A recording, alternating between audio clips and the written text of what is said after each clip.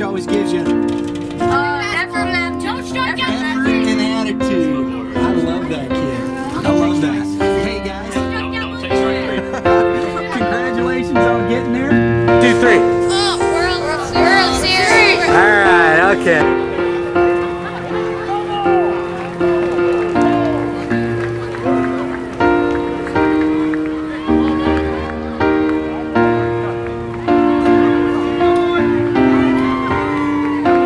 Some guns. Oh yeah, baby. Woo! Look at that. Get it done, guys.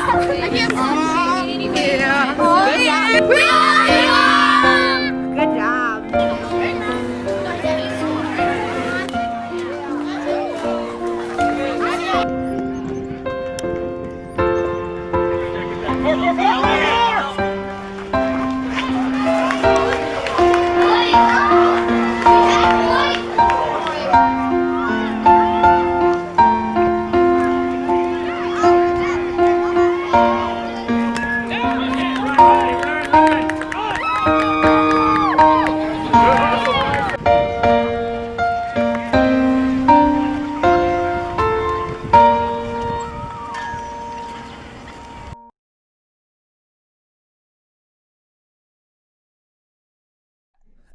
And I think that the toughest thing for kids learning and understanding, I believe, is the mental attitude, the mental approach that it takes once you get into high school, get in, and then into college, the level of mental toughness to get out of bed, to go. Nobody's pushing you, nobody's there. You've got to go and want to do it. And I think that's a big chasm from that high school to collegiate level that I don't know how many kids are really ready for. You know, I think it's a lot more nowadays that are getting prepared for that. Comparative when I played baseball, right, and I was coming out of high school in '99. On the average, I get to play 15, 20 games in a summer. Unless I was lucky to make an all-star team, or we didn't really have select ball, if you will, at that point. You didn't have all the winter trainings that you have now. Like you're saying, you were on your own a lot more back then. Nowadays, even at a youth level, all the way through the high school level, these guys have so many outlets to go look at, right? I mean, you can, from your winter trainings to different personal trainers that you have options of going to, even in the St. Louis area. It's just, these guys have so many more chances to succeeding than we ever thought about having as far as a training aspect. Once again, you still have to have that ability. You still have to have that mentality. That's a given. But the options and the opportunities that you have now comparative, 20 years ago is just crazy. Yeah. But that's why you're seeing 9-year-olds that if you didn't know any better, you'd think they're 12. And the reality to that is it is the structure that you're setting up, right? When they walk in there, they know, listen, this ain't recess, man. We're coming in. We're going to go to work for, 2 hours, and we're going to get out of here. Brian, funny story real quick. We played this last weekend. I played 2 weekends ago. We had a really, really bad weekend, and probably the worst weekend we've had in 2 years. We won 1 game. We lost 2 games at a 10U level, so we're playing a year above our age. But either way, we feel like we're good enough. We should be able to compete at that and with any team out there. And we have one of the worst weekends that we had, so we bounced back this next weekend and do really well. And we played 4 games, won all 4 games, and I don't think we won a game that wasn't under 10 runs. And we're standing there and the boys are getting their medals and stuff. And the coach looks over at me in front of all my kids and he says, "So coach, let's hear it. How many times a week you guys work out? 4, 5? How many tournaments you playing in? 15? And I just look at him and I go, no. I said, the funny part is I hear this all day, every day from everybody else. We're crazy. We make these guys do this. We make them do that. No, what reality is, we're efficient with our practices. That's a fact. I practice 1 day a week. 1 day. I'll have tournaments on the weekend. We'll play 10 to 12 tournaments. For instance, this 9U elite team. I played 12 tournaments this year. 1 day a week I practice. I practice for 2 hours, and I have 27 kids out there on one field. And I get more accomplished in a 2-hour period with those 27 kids than most coaches can get accomplished with one team out there. And it is not me by myself. I'm not saying that by any means. I've got 5 good coaches that I use. Maybe it's 6 that I use in between these 2 to 3 teams. And I'm able to make practice plans and split these guys up and do rotations. And my practices is set up like collegiate practices. And when you're efficient like that with your practices, you can get a lot more done than going out for an hour and a half, 2 or 3 days a week. It's just nonsense. We lose time driving. We lose time setting up. We lose time warming up. We lose time picking up. But if we can narrow this down and make it once a week, but you can be efficient with what you do, we can get just as much work done in that period. But that calls for kids understanding when you get out of that car, you got a job to do. We're not here to have recess. You can talk to your buddies, but when your turn's up, you better be ready. If you're not ready, take off running. And after once or twice, Brian, of them running, you know what they do? They're ready to go. Yeah. They're ready to go. Yeah. You're not out there beating them. It ain't like that. But if you're stern with these guys, they're smart. Yes, they're kids, but they are athletes.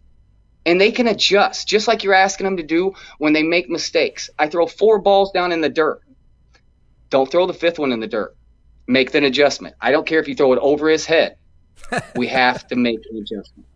Right? Right. And that's the biggest part. Think through. Why did I fail? Why did I fail? What caused me to do that? Okay, now that I know that, now I can work on getting better at what I do. But if I'm just up there swinging, there's no thought process to anything, how do you learn from that? Right? If I'm on the mound and I walk 4 guys and my coach just comes out and takes me out, or he's a better one, which sometimes my dad used to do it to me, is just throw a strike. Just throw a strike. Well, that's great. Well, how do I throw that strike? Right? Right. I mean, give them more explanation, man. We do, hey, it's an easy game, right? It's an easy game. That's right. That's right, man. And in all reality, a lot of this comes from parents that didn't make it to upper levels, and this is the biggest losing sport there is between football, soccer, basketball, all of it, right? You lose 7 out of 10 times, you're considered a great player, right? I bat 300. I hit 3 hits out of 10 hits. I'm a great hitter. Right. That's a lot of failure to be good. So when the game is this hard already, we got to, and you're being hard on these boys as far as me, right? I'm extremely hard on my boys. Now, there's a difference. I'm hard on my boys for making errors by not paying attention, for failing other people because you choose not to pay attention, right? Right. And I think there's a big difference, and there's a misconception there. Once again, like we talk about, everybody's going to fail. This is the biggest failing sport there is. You're going to strike out you're going to have the games you strike out 4 times in a game. You're going to have the games you made 3 errors. That's okay. Everybody, I've had those games. I'm not perfect. Nobody else out there is perfect. But where I go is it okay to fail your team because we're too lazy to think about what we're going to do before we get the ball? Is it okay to fail my team because I'm picking flowers instead of paying attention? And that's where I come in and I go, no, that's unacceptable, right? That it is not okay to fail other people because we don't want to do something that we're asked to do. It is okay to fail when you're giving it your best. It happens. But we got to if we're going to expect that out of everybody else, how do we not expect that out of you? Right. How do you not expect that out of your coaches? So, it's fair. I think that's to me, that's the biggest part of all this. Josh, I want to thank you very much for your time today, and appreciate you being on the show. And look, love to have you back on. Talk some Absolutely. more about. I really appreciate the time. Talk about some coaching, and I did see that I have some pictures from your weekend this last weekend for the social shout outs. I always love that stuff. So the boys, and I saw that the fact that you when you brought that up, you said, we had a rough weekend before, but the boys came back, played well, and that's all you can ask from them, isn't it? That's all you can ask, man. And like I stated before, everybody's gonna have bad weekends, but here's the facts also. Not all weekends are good weekends. Not all weekends did everybody get patted it on the butt and say, "Hey, great job, man." Those weekends need to happen. Those weekends are special when they do happen, right? You're gonna have bad weekends. You're gonna have bad games, individually, team-wise, everything, right? And something that we need to remember is, just like those boys are getting built up and they get praised for when they do good. Let's not praise them and send out false beliefs when they don't do good. Let's not, somebody gets making bad swings and they keep repeatedly making that same mistake. Let's not say, "Hey, good job," just because you put the ball in play. Let's make them understand. Listen, man, that's not how we handle it. That's not what we do. Here's what you did wrong. Here's how we need to fix this, right? I get moms back there proud of you. That's okay. That I nothing wrong with that. But let's be real here. Let's understand this is why we failed, and this is how we're going to approach it to get better here. And I really do believe that's the biggest part of a lot of this, is just making those boys understand that it's okay to fail, but it's not okay to fail others when we're not paying attention or we just don't want to do something. Josh, thank you very much. Good luck to you. You guys got any more tournaments this weekend, or are you done? So I've got my AA team is playing this weekend, but the elite boys are done until August the 7th. We go play in a Super Select 30 out in Indiana. And we're going to shut the summer season down right after that. We'll take off a couple weeks and then jump right back into fall for a couple tournaments, and we'll shut it right back down. Now, that's assuming that this Corona thing stays away and baseball don't get shut down. So, hopefully that doesn't happen. And, that's a bad thing on not just sport, youth baseball, but sports in general. These kids, they need an outlet, man. They need an outlet, and to my opinion, it's not fair to them to do this to them. Taking away schooling, that kills them. And then we go and we're trying to take away their youth sports, and that's the only outlet they have right now. It's a shame, and I do understand the whole dynamic of everything, and I'm not speaking on it one way or another. It's just a shame for all these kids. I understand, man. I'm with you. Well, hey, Josh, have a great day, and thanks for coming on, and we'll be talking to you soon. Good luck out there in Indiana, okay, bud? Yeah, I appreciate it very much. You guys have a great one. Ooh, that's going to wrap it up for us today here on Youth Baseball Midwest. We are glad you tuned in, and remember, hitters, hit them where they ain't. Pitchers, keep throwing strikes. Everybody have a great day in the Lord. We'll see you next time.